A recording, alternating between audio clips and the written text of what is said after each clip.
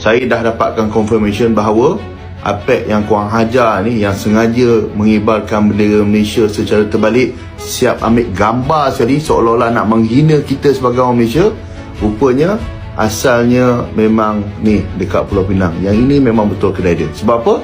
Ni ada gambar dia dan ada video yang telah tersebar. Dia rupanya dah pergi buat report. Konon-kononnya dia tak bersalah.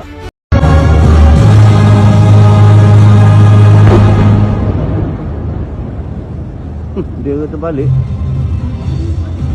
Dimohon Rakyat Malaysia, saya berbuat ni salah, minta maaf. Bagi saja. Bagi saja. Kita saja mau ukau tu besi tak berapa panjang, dia tak ikat lagi.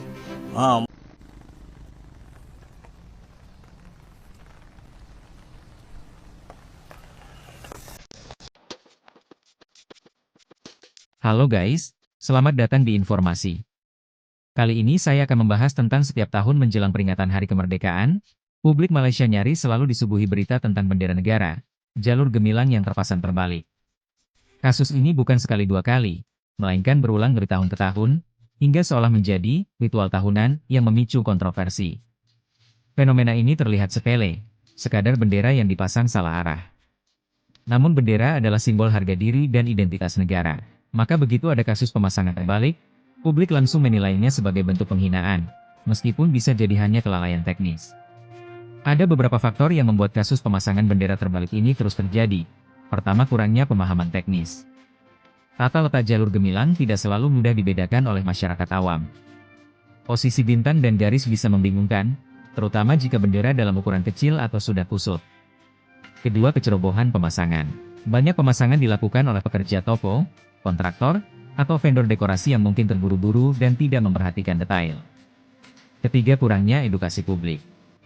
Pemerintah gencar menyerukan semangat kemerdekaan, tetapi sosialisasi tentang tata cara pemasangan bendera yang benar tampaknya belum merata. Keempat, politisasi isu. Begitu kesalahan muncul, media sosial dan kelompok politik tertentu langsung membesar-besarkan peristiwa ini. Dari sekadar salah pasang, kasus berkembang menjadi isu nasional. Mengapa keturunan Cina sering jadi sasaran yang membuat persoalan ini lebih sensitif adalah kenyataan bahwa tidak jarang kasus terjadi di toko atau perusahaan milik warga keturunan Cina. Kebetulan semacam ini sering memicu tuduhan bahwa kelompok tersebut kurang menghargai simbol nasional.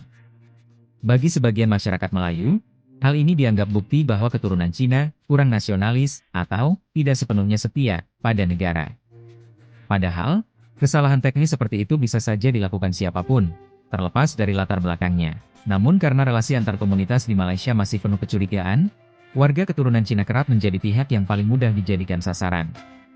Pada dasarnya, kasus jalur gemilang terbalik hanyalah masalah teknis yang bisa diselesaikan dengan sosialisasi dan ketelitian. Tetapi yang membuatnya terus berulang sebagai isu besar adalah lapisan sentimen sosial di baliknya. Ketika sebuah bendera terbalik, yang dipersoalkan bukan hanya kelalaian, melainkan loyalitas, identitas, bahkan posisi suatu kelompok dalam masyarakat. Inilah yang membuat persoalan teknis sederhana berubah menjadi cermin keretakan sosial yang lebih dalam. Selama Malaysia belum benar-benar menyelesaikan persoalan kepercayaan antar komunitas, kasus bendera terbalik akan selalu muncul kembali. Ia bukan semata-mata masalah pemasangan kain, melainkan simbol dari hubungan yang rapuh antara nasionalisme negara dan realitas pluralitas masyarakatnya. Bendera buat kecoh lagi. Bendera tak salah. Yang salah manusia yang lebih-lebih. Bendera terbalik ini ada banyak kemungkinan. Salah satu ialah benar-benar silap. Tak banyak orang berani dengan sengaja pasang bendera terbalik sebab takut dengan Ketua Pemuda UMNO tau. Habis nanti satu gerombolan dia bawa tunjuk perasaan. Sebab itu bagi setiap kejadian yang dilaporkan, biarlah siasatan dibuat dan pihak berkuasa tentukan adakah itu dengan sengaja ataupun tersilap. Kalau dipercayai sengaja, ada peruntukan undang-undang untuk mendakwa, boleh dakwa. Dan biar mahkamah yang putuskan tertuduh itu benar-benar sengaja ataupun tersilap. Kalau siasatan dari awal, ia menunjukkan satu kesilapan yang tidak disengajakan, tak payahlah buat jadi isu. Sebab kalau saya rakyat, terutamanya orang bukan Melayu, saya susah payah nak pasang bendera sebab itu cara saya nak zahirkan kecintaan kepada negara. Kalau selalu jadi sasaran pemuda UMNO, lepas ini baik tak payah langsung pasang bendera. Kepada ahli politik yang muda-muda, nilai kita ni terletak kepada ilmu dan wawasan kita untuk membaiki masyarakat yang kita nak bawa. Masa muda ni mungkin bolehlah buat nama dengan cerita stokin, bendera, mungkin lepas ni kasut, selipar, topi lah. Tapi bila berumur, orang akan gelak dekat kita kalau sebagai ahli politik kita ini hanyalah pasal stokin, pasal bendera. Jadi berpada-padalah. Dulu ada satu zaman pemuda UMNO gah menghunus keris semasa perhimpunan. Yang keris itulah yang jadi ingatan orang hingga menjadi salah satu sebab utama UMNO ditolak oleh sebahagian pengundi yang akhirnya kalah. Kenal tak orang ni siapa ni? Tengok betul-betul, kenal tak?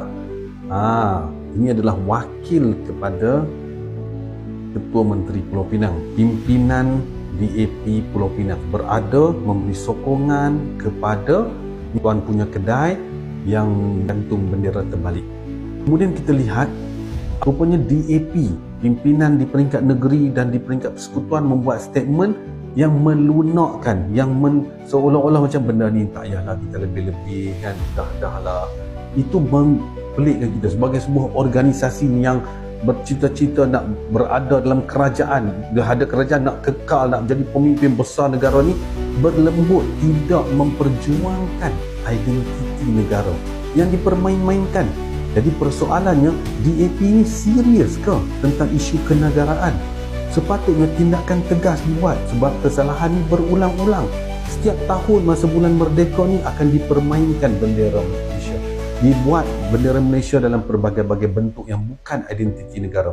Sampai bila? Jadi saya nak kalau boleh pihak DAP bangkit tegas menuntut supaya perkara ni diadili dan tindakan tegas dibuat. Malangnya tak berlaku macam tu. Berada di sebelah, memberi sokongan moral pula